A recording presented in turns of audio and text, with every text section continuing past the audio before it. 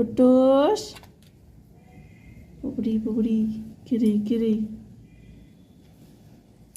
Hello বন্ধুরা, welcome back to my new blog. সবাইকে জানাই গুড মর্নিং। আশা করি তোমরা সবাই ভালো আছো, আমরাও ভালো আছি। প্রায় এখন 11টা বাজতে যায়, তো আমি এখন রান্না বসিয়ে দিয়েছি। টিফিন আমাদের করা হয়ে গেছে।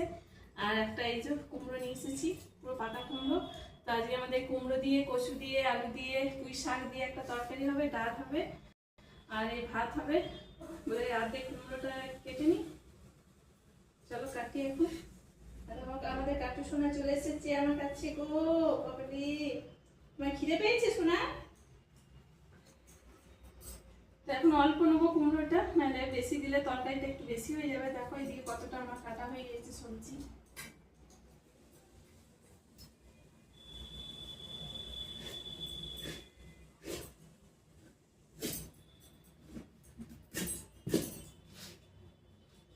কুমড়োটা সেরকম পাকাটা লালটা নেই, লাল ভাবটা সেরকম নেই, বীজ অনেকগুলো আছে। দেখো কত বীজ।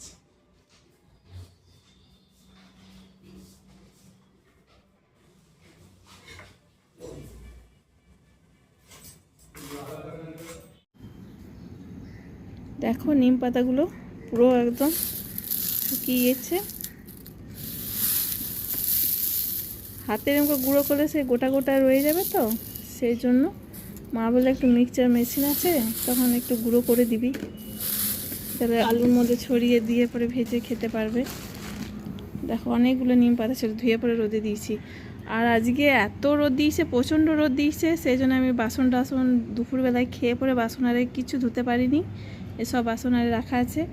আর এদিকে যখন রোদ দিয়েছে সকাল থেকে, তখন থেকে আচারের বইমগুলো আমি বাইরে বের করে দিয়েছি। কেন একভাবেই 4 দিন জল পড়ছিল, আমি রোদেও দিতে পারিনি, রোদ উঠেনি, জল পড়ছিল। তো আজকে রোদটা খুব ভালো দিয়েছে, সেই জন্য আমি বইমগুলো সকাল থেকে, রোদ আসার মার থেকে ছাদে তো সকাল থেকে রোদ চলে আসে, তো রোদ এসেছিলো বলে আমি আচারগুলো সব রোদে দিয়ে দিয়েছি। আর এইদিকে নিম পাতাগুলো আমি তাহলে রেখে দিই, রেখে পরে এই বাসন টাসনগুলো ধুই নিই, ধুয়ে পরে আবার জল ভরতে হবে। জল আসবে 5:30, পৌনে 6টা, কোনো দিন 6টার সময় জল আসে। তো বাসন টাসনগুলো ধুই নিই, ধুয়ে পরে জল ভরতে যাব।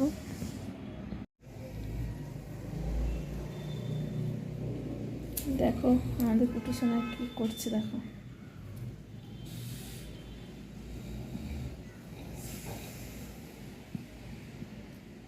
দেখেছ কত দুষ্ট হয়ে যাচ্ছে আমাদের কুটু সোনাটা। চোখগুলো জ্বলছে লাইটে।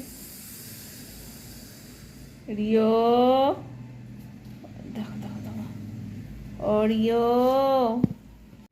চাদরটা রাখা আছে, কেমন খেলছে চাদরটা নিয়ে।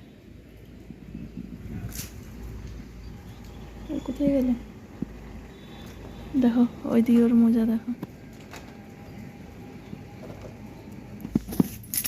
এই দেখো দেখো আমাদের কুটু সোনাগুলো কোথায় ঢুকে গিয়েছে, দেখো দেখো দেখো।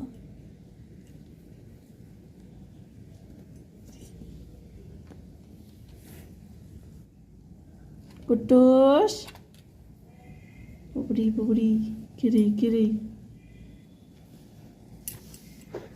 গোটা খাটে তলাটে ঘুরে বেড়াতে বন্ধ, এই দিনটা বন্ধ নাকটা।